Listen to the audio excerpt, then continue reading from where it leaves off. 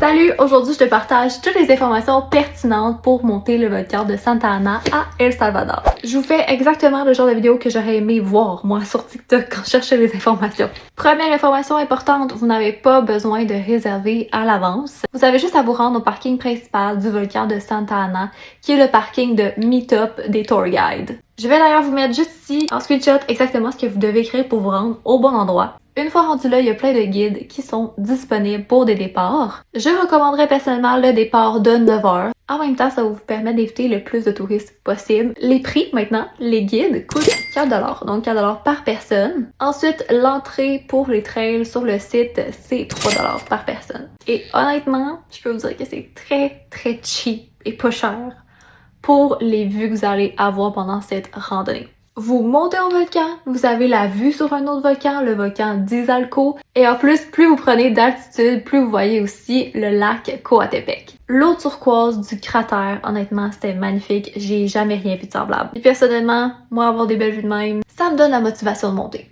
Ouais.